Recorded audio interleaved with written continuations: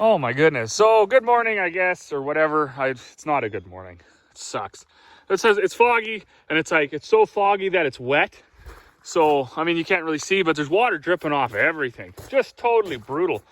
That's kind of okay if maybe you live by the coast or something and you could look out over the ocean. But when you're just looking over clay and sticky mud and junk and dead trees with no leaves on them, it sucks. Good evening. What a brutal day, brutal Sunday. We had a bunch to do. We bagged up about 80 bags, 50-pound bags of chicken feed. We got our 4-wheel lick tanks in the shop so we can put them together. A little bit of assembly required with those. We had a guy come with his own truck. He got 8,000 pounds of rolled barley on there. He also picked up a tote of molasses. He brought his own, so we filled his tote for him. And yeah, just, it was so foggy this morning. The water was running off everything. It was just a nightmare. Kind of actually turning out to be quite a nice evening. Right now, me and Emmy, she's just, yes, sweetheart? I just gotta go move the tractor. You wait, go in the shop and get the tools.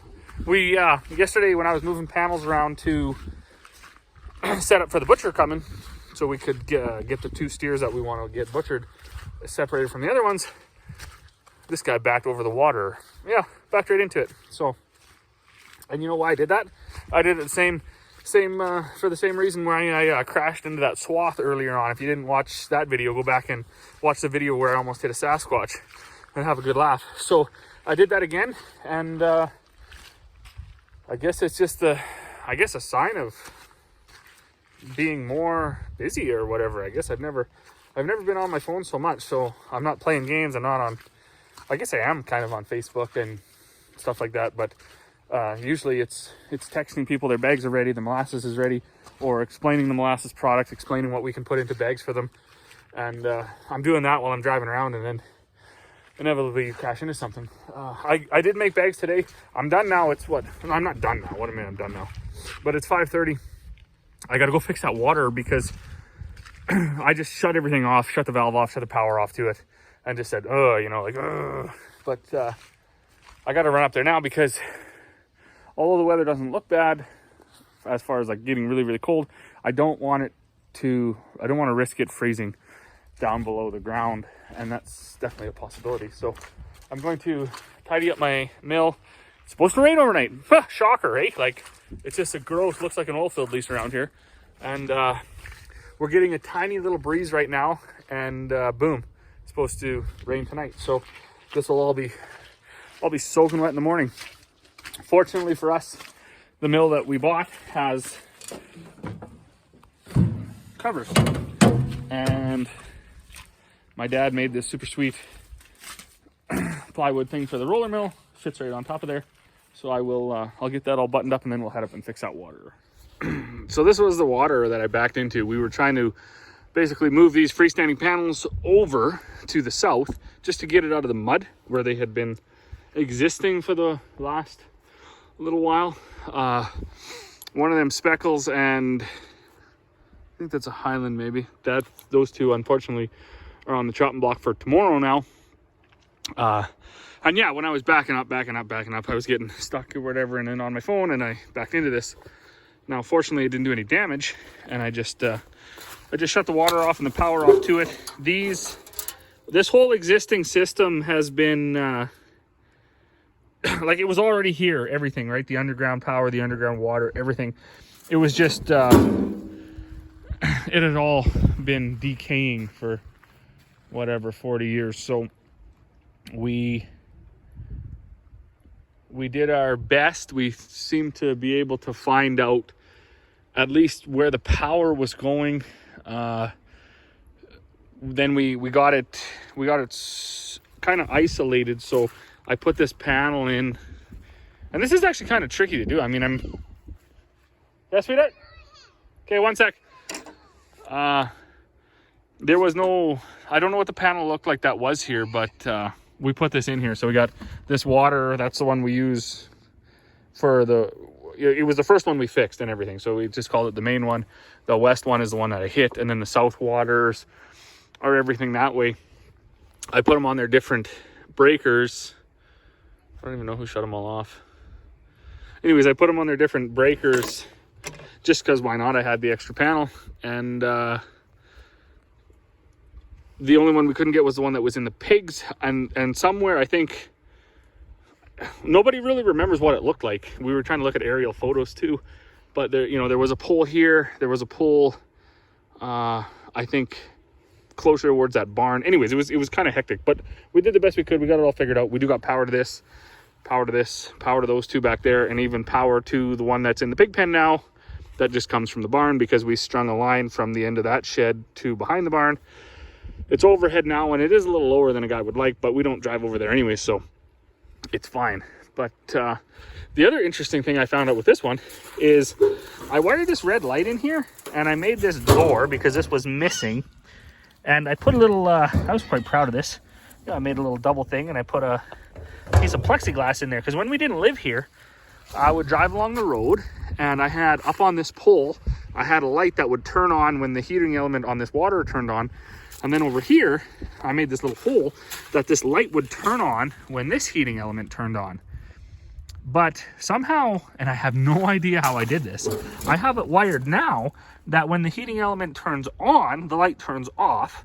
And when the heating element is off, the light is on. So if you're an electrical guy and you know how the heck I did that, I would like to be explained that, because it's pretty simple.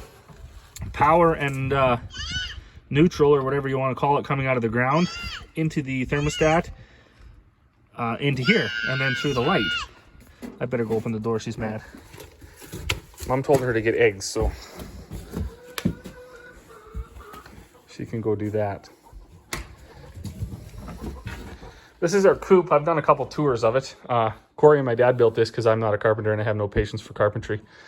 But it was funny because she got him to help her build it, and then once it was all done and the plywood was up, she told him then that she wanted it to have power in it. So then he had to go back, and some of the power is external, so because he had already put all the plywood up. But it's not too bad.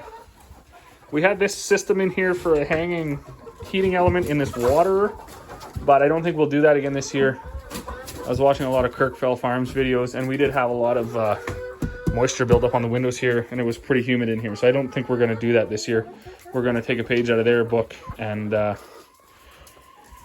keep the water outside, I think, or at least just, fill it up every day because we're up here every day anyways. Cool thing, like lots of chicken coops. This was an old granary. Those used to just have the 2x6 planks as the grain filled up, but actually an overhead door piece fit right in there. So that's actually insulated. They put that in there, and then they just cut the bottom to make a spot for the chickens to get in and out. Only got 1 egg, 2 eggs, 3 eggs, 4 eggs. Did you look down under there? What did you look under this chicken? No. I'm scared of chicken. You're scared of that chicken? 1 egg, 2 eggs, 3 eggs, 4 eggs. She's Big Mama. That's Big Mama? Okay, well, that's probably enough eggs then, I guess. Let's go fix the water, and then we gotta go for supper. Alright, so I'm pretty content with this. I got it, the 4x6 is leveled again. I do gotta throw a little bit more gravel around it, but it's, and then I got this screwed back, leg bolted back down onto them. So, short of hitting it with the tractor again, it should stay here. So the heating element is on, and like I said, I don't know how I did this, but so this is the adjustment right here. So when I turn it off all the way to the left, the light turns on. So now the heating element is off and the light's on.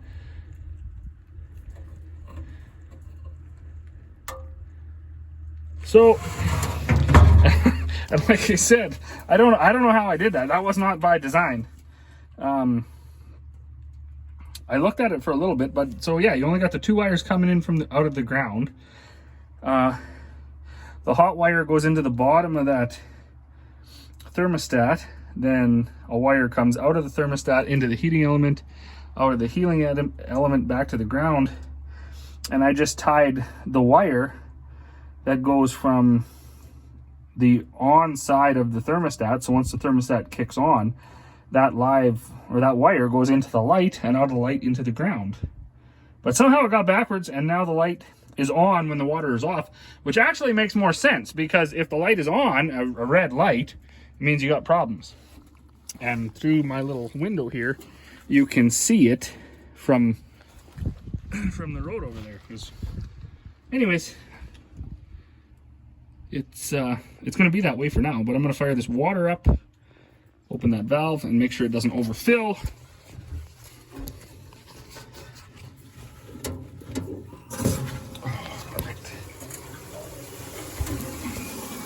Ouch, it's burning me.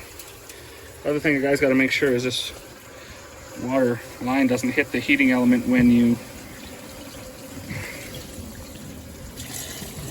lower this down in there. And yeah, the insulation is missing out of there. What do we got? The guy that was salvaging all our steel, all our scrap metal here, he had a couple panels of basically the same stuff an overhead door would be made out of, an insulated one. And that's just up on the other side of the bins. I used a bit of it. That's that silver stuff you can see underneath this water over here. I got that all sheeted in around there. I wanted to fill that up with basically dirt, like around there. I just haven't got to it yet, because you know what? Don't use every minute of the day. And then I'm going to use the rest of that, and I'm going to put it, either build a box externally around this old style water, or I'll put it inside again like it was. I'm not sure yet, but anyways, I'm going to rake the gravel back around this thing, make sure I'm here long enough so it doesn't overfill, and then that's it for me for the day. So as always, thanks for watching, and we'll see you all on the next one. And there you have it. Looks like something you'd buy from a store.